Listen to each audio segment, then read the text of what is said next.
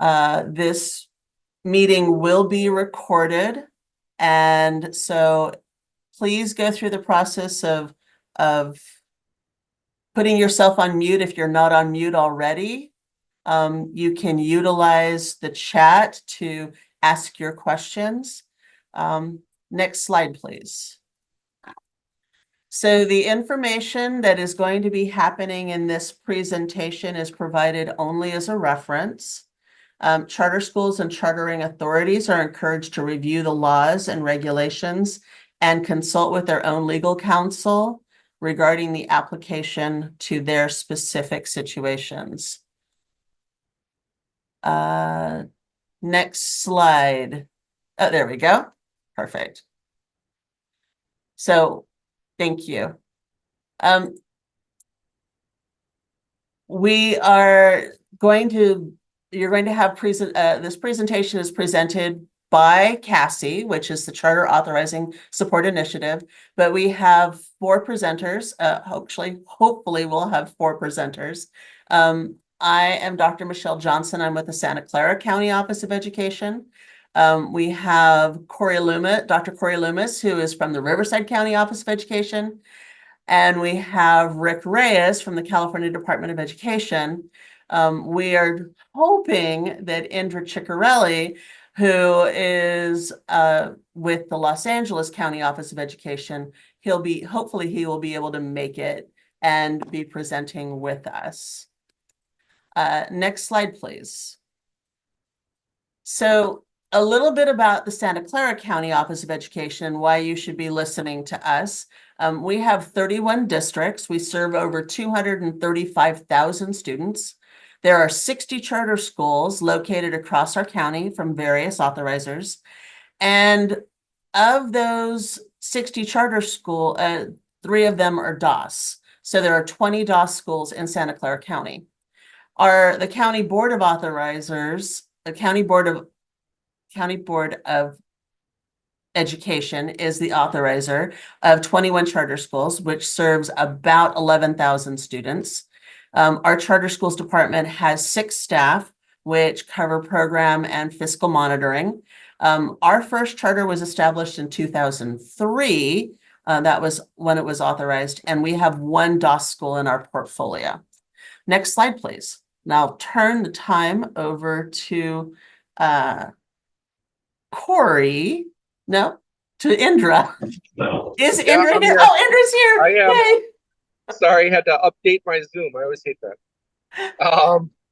But yes, so Andrew Ciccarelli, I'm the director of the Charter Schools Office at Los Angeles County Office of Education.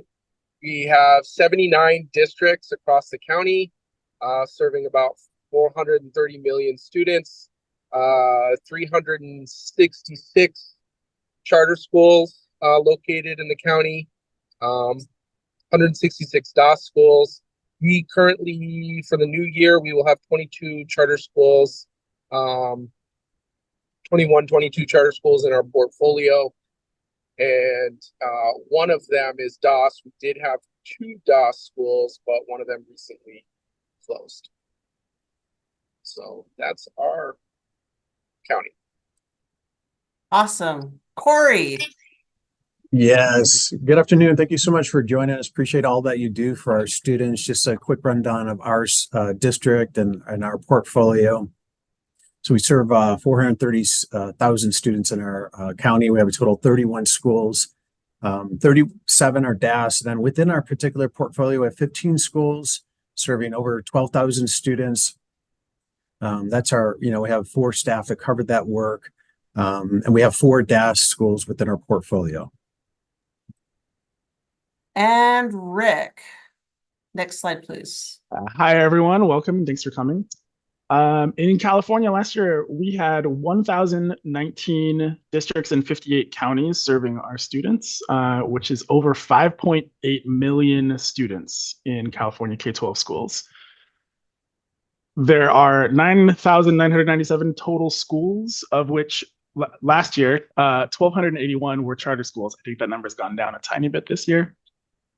And located in the 328 various authorizers across the state. Currently statewide, there are 968 DOS schools, and 123 of those are charter schools. Great. Next slide, please. So now we want to know who you are. And so could you please put into the chat your name, your organization, and how many DOS schools you have? And if you get the opportunity to speak or ask a question later on, please make sure that you put your name and title when you speak so that everybody can get to know you. So I only see one chat. So let us know who you are. Awesome. Thank you, Amanda.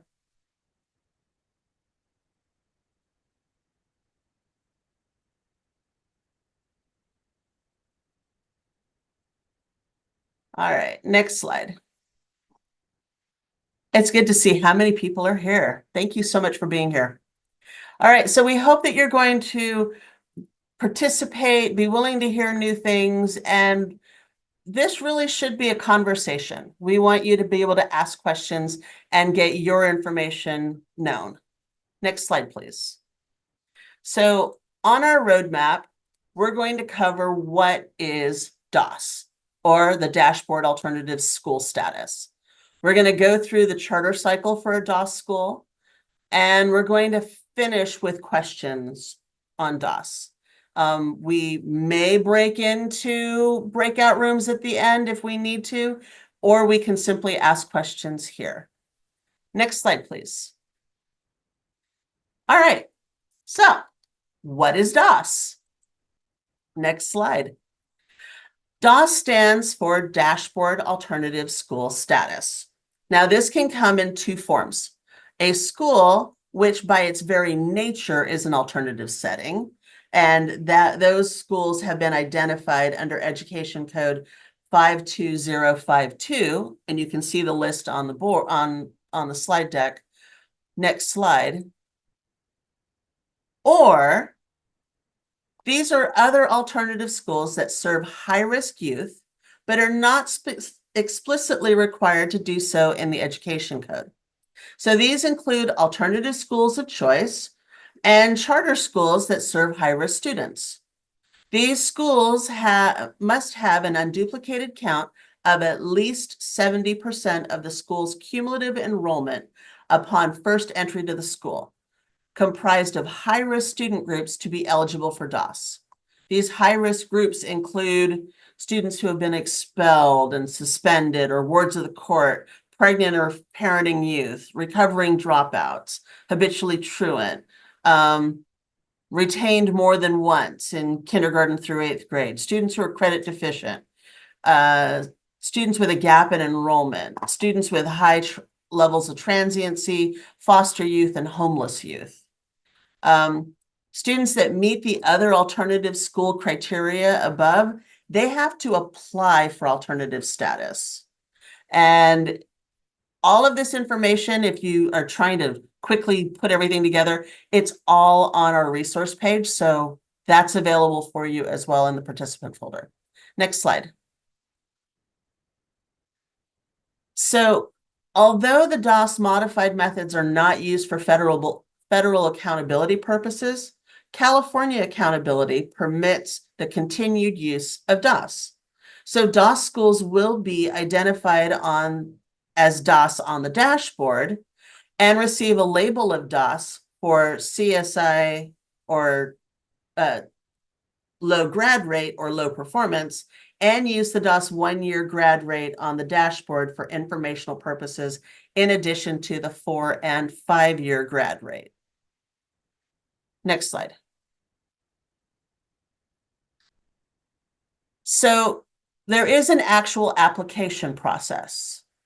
Schools are not initially identified as DOS when they come into existence. They have to apply for DOS status.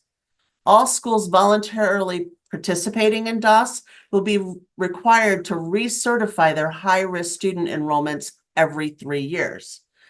Namely, if a school is approved in 2024 for the 24-25 school year to participate in DOS, This school must reapply in 2027 for the 27-28 school year to continue their participation in DOS for the fall 28 dashboard. If a school fails to recertify its high-risk student enrollment, or the school's enrollment of high-risk student falls below 70%, the school will be removed from DOS. All right, next slide. Are there any questions on the basics of DOS?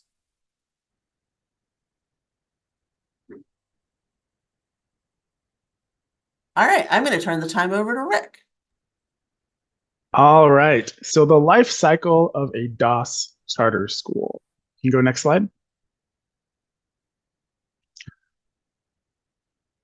All right. So this graphic comes from the National Charter Schools Institute. And so where it says application in California, we call that a petition. And so this is the life cycle of really any charter school, but also, of course, DOS charter schools, where a new school will submit its petition. It'll go through the authorization process. It'll spend most of its term operating, and the authorizer is providing oversight and accountability. And then it comes back to reauthorization. If it's reauthorized, that cycle just continues. If it is not reauthorized, then it'll move toward closure. Okay. And next slide.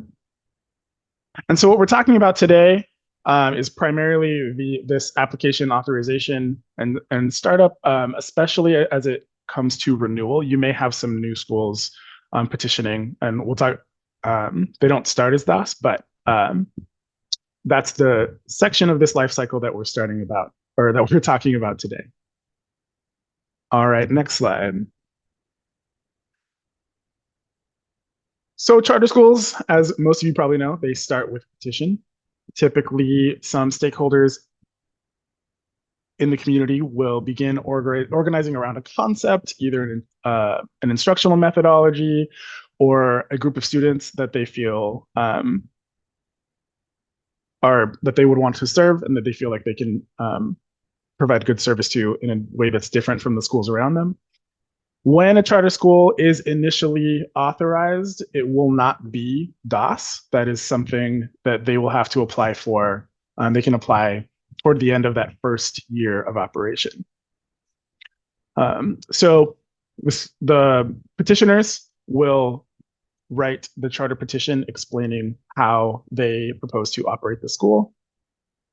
When that petition arrives at the authoriser's door, as long as it includes that certification of completeness, it has arrived. That is the day zero, and the timelines begin that are laid out in Education Code. And these could be a direct application to the district or county, or county offices, you might receive it as an appeal. And so that clock starts. From day zero, there must be a public hearing to gauge community support and consider the petition within 60 days. And then within 90 days, another public hearing to approve or deny the charter. That can be extended to 120 days if both the petitioner and the authorizer agree. And prior to the decision, the authorizer must post staff findings and recommendations 15 days prior to that decision. And then the board will make a decision to either approve or deny that petition. Okay, next slide. In California, charter schools do have some appeal opportunities. When they first submit that petition, if they're submitting to the district office and the district approves, then they're a district authorized charter school. Yay for them. If they are denied there, they can appeal to the county. And then there are a few special situations where a charter school could petition directly to the county without going through the district. If the county approves the charter school, then they're a county board authorized charter school. If the county denies that charter, the petitioner does have the opportunity to go through a state level appeal, which is reviewed by the Advisory Commission on Charter Schools and then the State Board of Education. It's a different kind of appeal. It's an abuse of discretion appeal, so they don't actually evaluate the petition itself. They review the decisions of the district and county to see if those boards abuse their discretion. Like everything in charter schools, there's exceptions to that too. If it's currently state board authorized school, they have their own special process.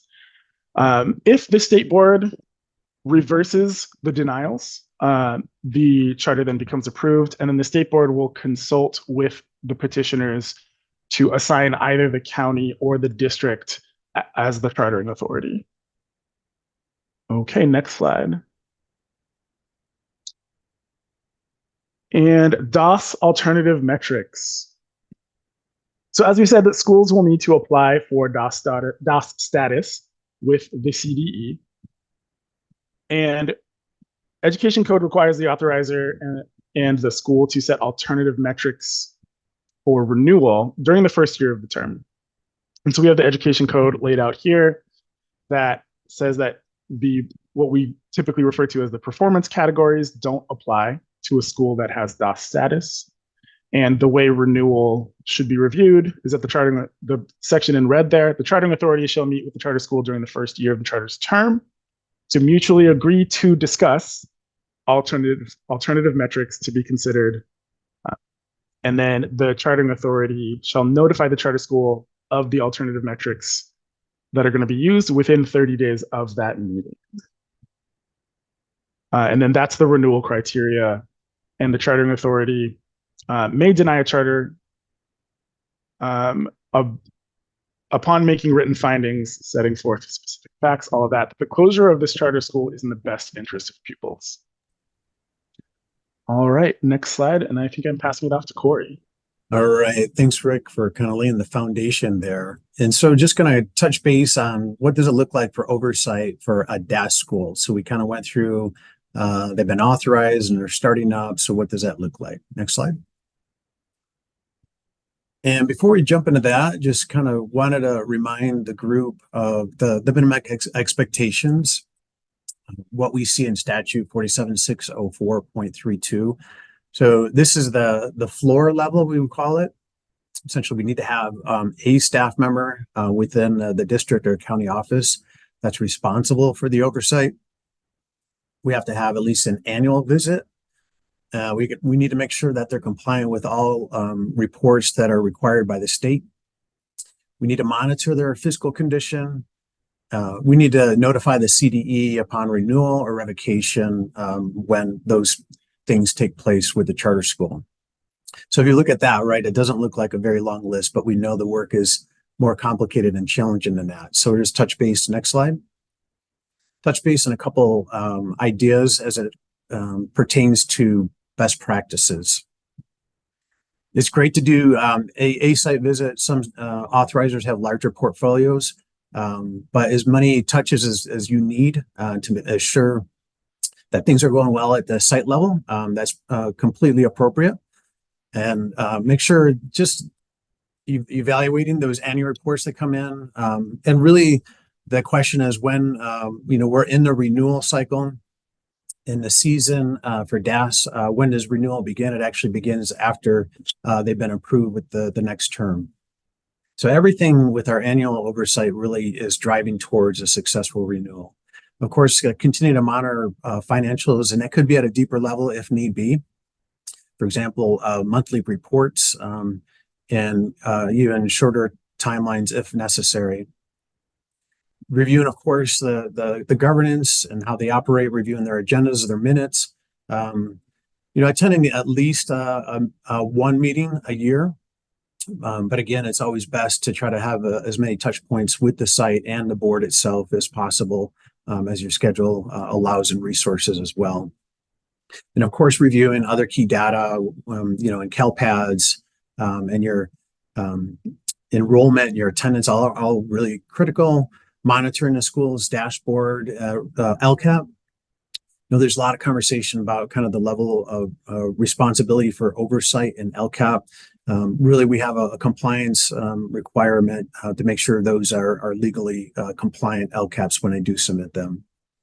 Monitoring their SARC cards, report cards, and making sure those are in good shape. Their safety plan, which is a key piece to the effectiveness of their operations as well.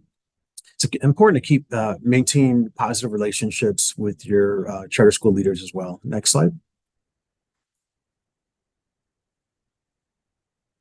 couple other really important ideas around collaboration and building good trusting relationships with your school leaders, supporting them in their efforts. If you're not familiar, with alternative schools, dive in a little deeper, becoming familiar with that. When you're visiting your schools, go in with listening ears and a learning heart. And once we do set those metrics, those alternative metrics, those are also good to touch base with them on a regular basis, an annual basis at the minimum. Of course, have an understanding of the populations that these unique schools serve is really important. So next slide. All right, so we're going to go into the next part of the life cycle, and we'll see if Indra's queued up and ready to go to share this part about renewal. Yeah, so I'm going to talk a little bit about the renewal process and how, the few areas that it may differ from a traditional school as opposed to a DOS school, but in many ways they are mirroring and reflective of each other. So next slide. So we know the tiers specifically are not applicable to DOS, but since DOS schools do have to apply, depending on when they get that approval status and or whether or not they continue to be approved with that DOS status, that the tiers may end up applying to that school. So you still want to be cognizant of what tier that school is getting into, even if they are a DOS school, just in case you have to go back to those tiers. Next slide.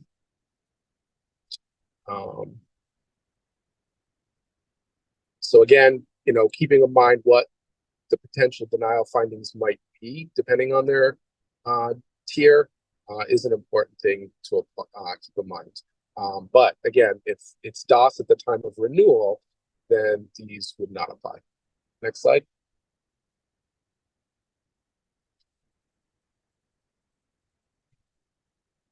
So here's just an idea of, in California, what we're talking about in terms of renewal tiers and the performance categories and how many schools are in each particular tier. You'll see, and I think we've talked about this in some of our renewal presentations, the vast majority of schools really are going to be in that middle performing area. Next slide.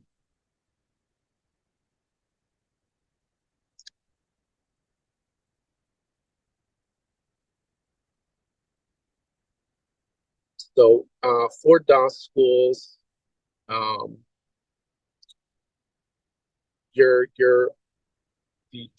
what you're looking at is similar to the middle tier, right? They will be looking at 5-year renewal or nothing.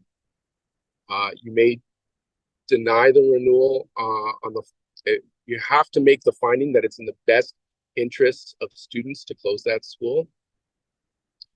And you should have hopefully already created those mutually agreed upon renewal criteria and metrics, and that's really what you're looking at. Always keeping in mind that any of those metrics that are academic performance metrics are supposed to be sort of the most important. And there are some resources on DOS schools provided by the CE. So definitely looking at those pieces. Next slide. So Indra, before you jump, we have a question from Bill. Okay. So Bill, if you want to come off mute, you can ask your question. No, I accidentally did that. Oh, okay. I got the new Zoom workplace deal, and I'm trying to figure out what to do. Sorry. No worries. Go Go ahead, Indra. So yeah, and keep in mind as you're doing those alternative metrics, I know when we went through our alternative metrics for our schools, we really made sure that we had an alternative metric for each of those 8 state priorities. So we were still looking at the 8 state priorities, still making sure we were keeping those metrics in alignment with that. We were just providing an alternative for state metric for that particular priority. So legal framework for charter renewal really is in AB 1505.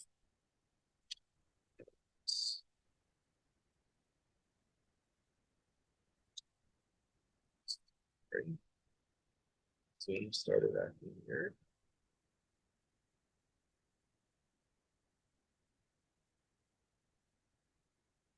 Still there.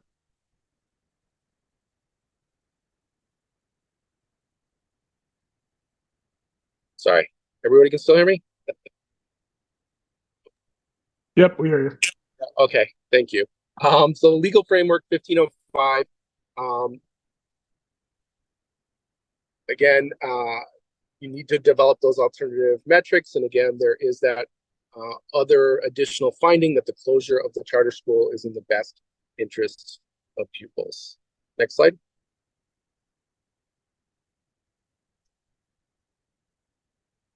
Verified data specifically does not apply to DOS. However, I think it's definitely best practice to have that within those alternative metrics. And it is a strong, I think it's something I would definitely look at in terms of those academic performance metrics. The mandate doesn't apply to those DOS schools that you have to use them, but that doesn't mean that you can't have them as part of your agreed upon goals for those academic metrics.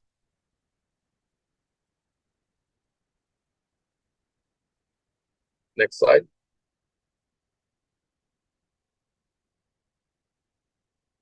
Here we have some examples, some sample renewal metrics. So smarter balance assessments, distance from standard, exceeding the county DOS schools average or the state DOS average, distance of standard for math. Those would be academic metrics, local indicators on the California School Dashboard, suspension expulsion data. I think is usually something that a lot of the DOS schools really put an emphasis on. Next slide.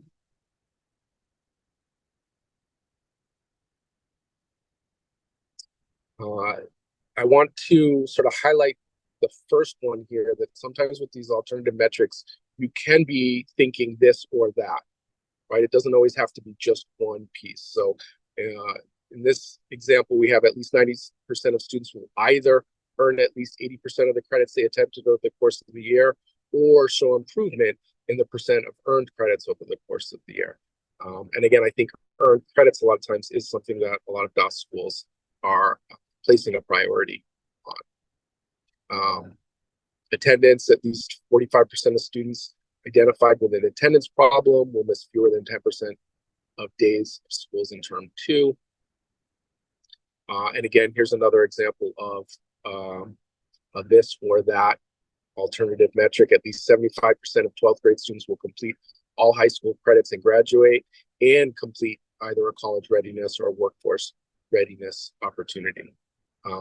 So keeping in mind that you can sort of, with your alternative metrics, you have more flexibility to really try to individualize them to the school. Next slide.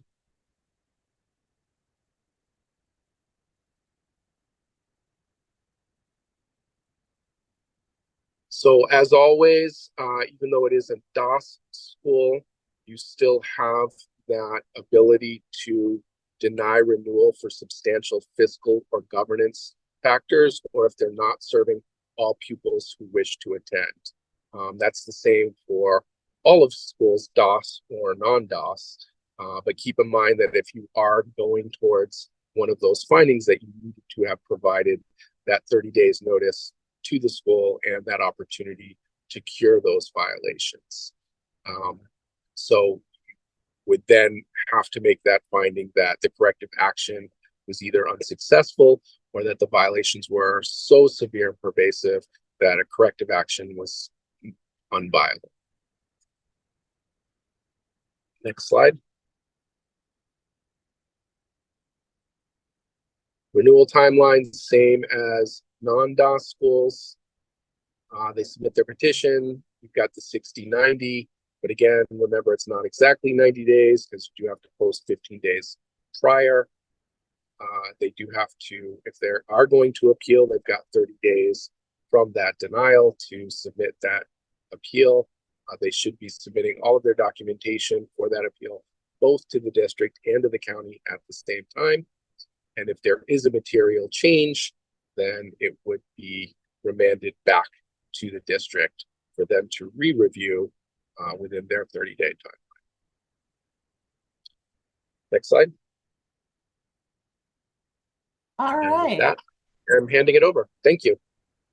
Thanks, Indra. I'm going to talk about closure, but before I jump into the closure information, I want to talk quickly again about those alternative metrics.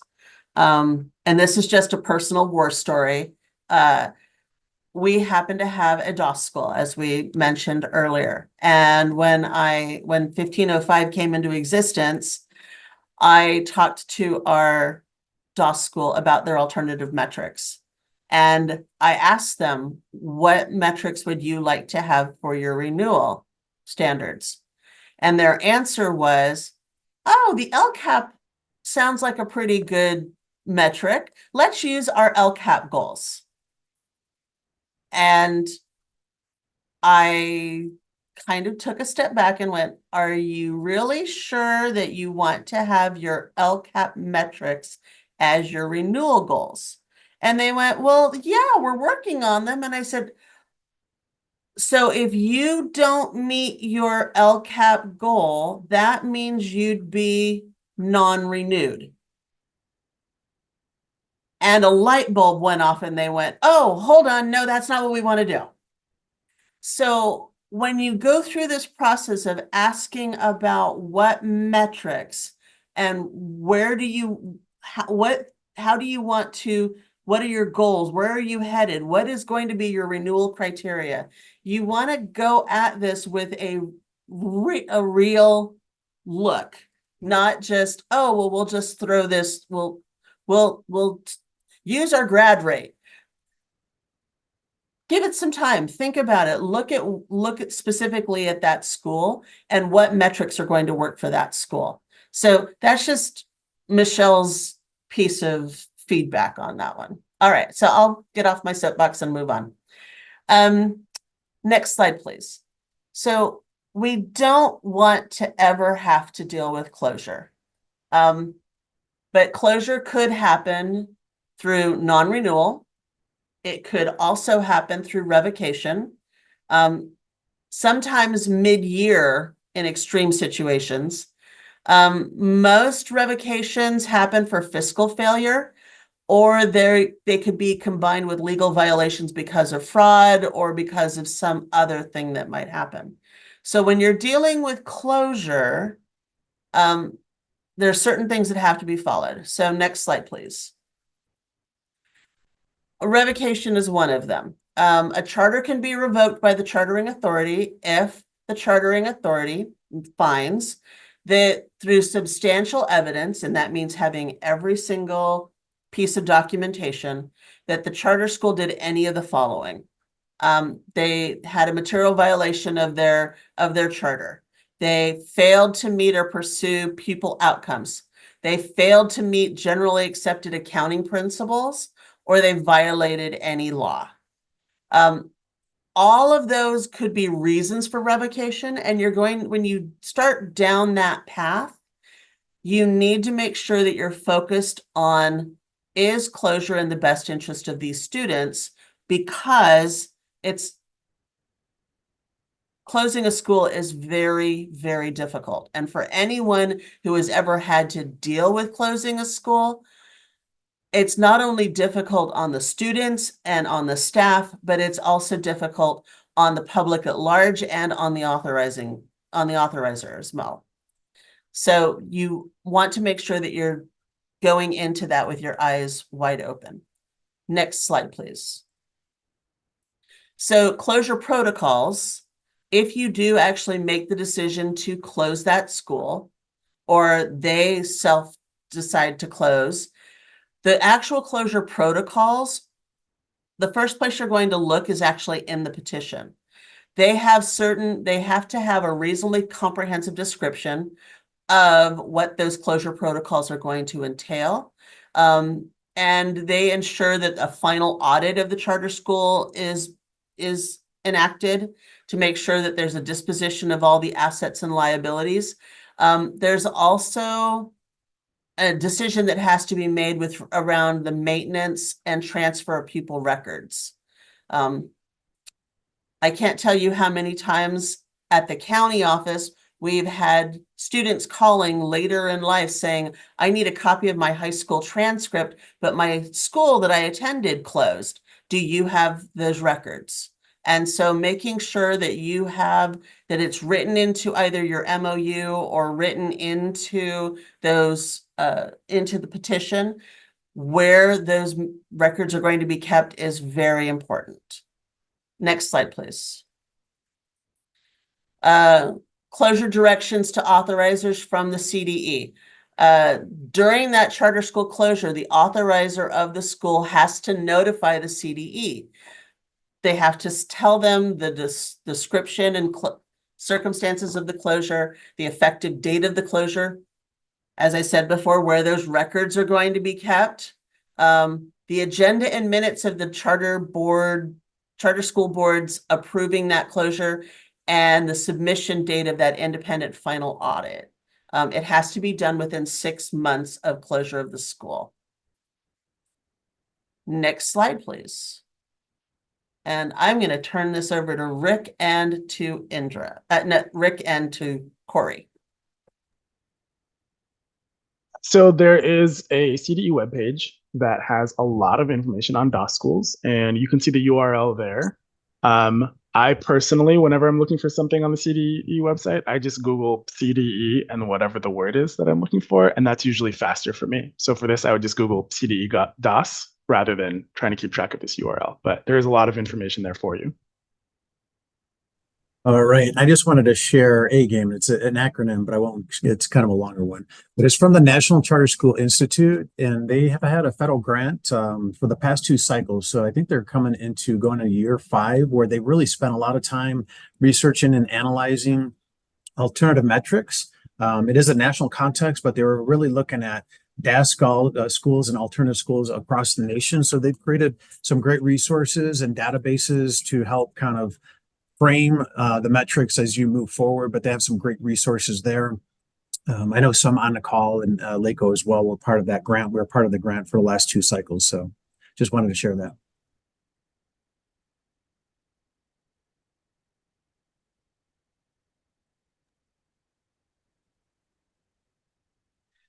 Okay, next slide, please.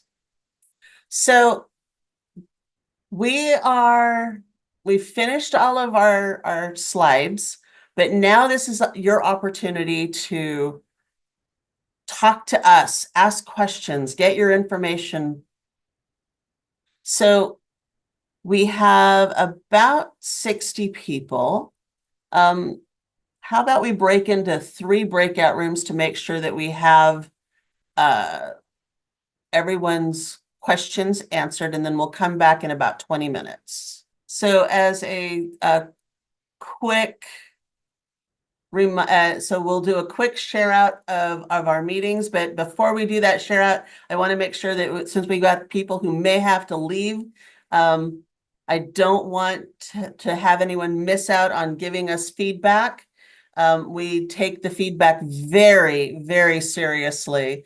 In fact, it was due to hearing so many times that we needed to learn, that people had questions about DOS, that's why we're doing this quarterly training today. So we put into the chat our survey link. Please give us your feedback. And let's do a quick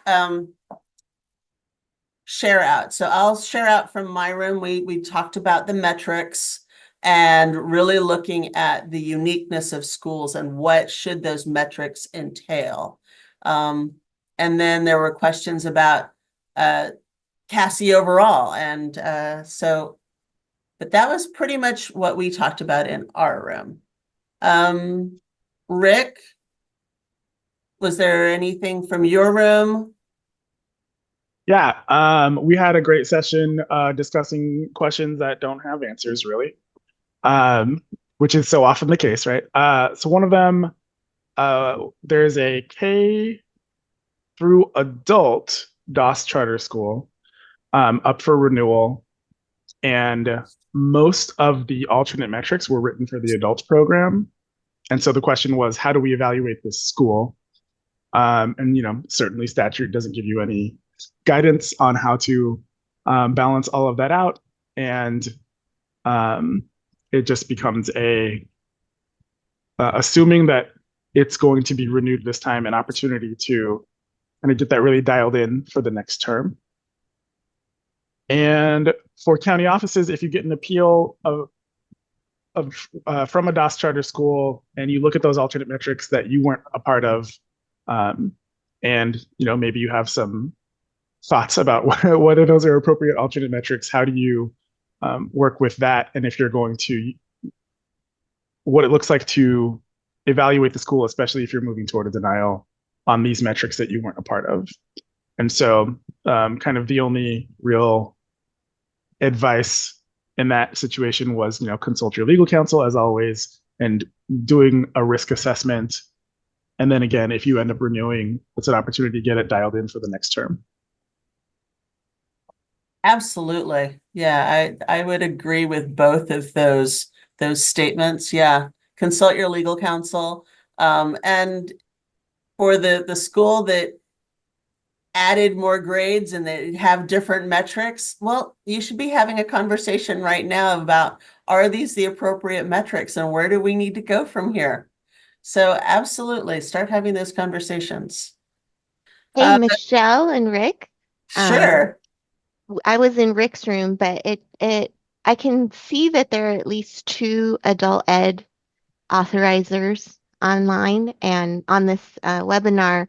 And I'm just wondering if we want to put out through Cassie, if folks want to contact each other and have a place to chat about adult ed DAS alternative metrics. Someone can create a bad acronym from that, but where CDE won't be there, right? But it will allow adult ed authorizers to create a language of their own that they need of CASAS as an assessment, graduation, chronic absenteeism, that's just very different for adult ed authorizers. So sorry to put you on the spot, Michelle, but I'm just wondering if there's a place for adult ed authorizers to maybe email you and say, I'm one of those, and if there could be a forum for them to connect.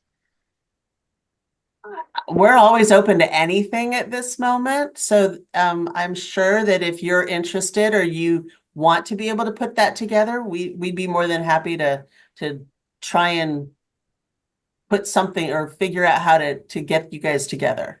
Okay, so let's start it as Allison. I think I saw you on this call. Do we want to look? I've even got a first member. Hi, Kirsten. So Allison, do you want it to go to Cassie or do you want it to go to Charters to start? Yeah, let's send it to Cassie.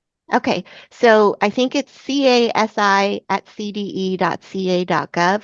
We're going to connect you all by email and not be in the room while you all talk.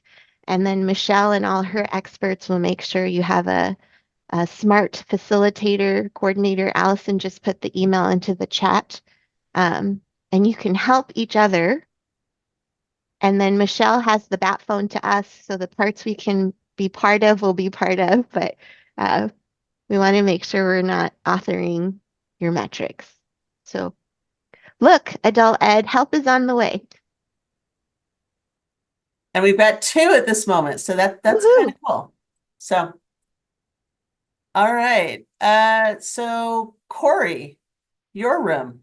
Yeah, you bet. We had a great conversation. Felicia brought us a great problem of practice that we were noodling on for some time about a renewal and a material revision. A material revision didn't go through for this particular school, and helping them think through how to regroup and the timing of potentially submitting, a future material revision. We did talk about kind of communication up, and DAS can be a struggle for us, and it could be more of a struggle for our board to understand. So we talked about being proactive with our communication and different ways to communicate with the board, just kind of building their understanding. So when renewal comes, it's not as foreign to them.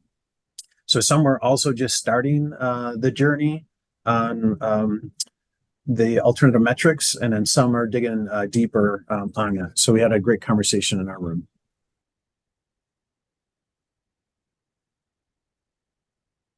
Awesome. Thank you so much. All right, next slide. So for those of you who aren't familiar with Cassie, next slide. You can join our listserv, you can join our website, or you can check out our website. You already just got our email address if you have questions. We do take all of your feedback and questions very seriously. In fact, that's how we came up with this presentation. Next slide, please.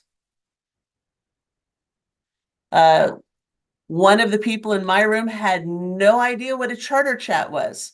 So we do have on the last Wednesday of every month our charter chats, which gives you legal, legislative, state board of education, finance, more breakout rooms, hot topics. We have program updates, fiscal updates, and it basically just gives you a forum for you to be able to get your questions answered very quickly. Next slide. If I can add real quick about the charter chats, we hope you go, but even if you think you can't or never will, still sign up, because they'll email the materials out, and that's still really valuable. Absolutely. And if you, they're also all recorded and they're on the CDE website. So if you've missed our charter chats and you want to go back and take a look at some of them to see if it is for you, go ahead, take a look. They're all on the website. Quarterly trainings. Each quarter we do a deeper dive. So this one we did DOS, and last one we did renewals. So if you have not had the opportunity to go back and take a look at the renewal process, please go back and watch the renewal one. Yes, we only have 7 responses on our survey. So please, we will, now we have 8. Good. Keep going. Next slide, please. So the only other thing that I want to say is thank you. I hope that this information has been very helpful. We're going to hang out here because we're going to give you the gift of time, but I want to hang out for a few minutes if there are any other questions or things that people didn't get answered. So come off mute, ask. Otherwise, have a great afternoon and enjoy the gift of time.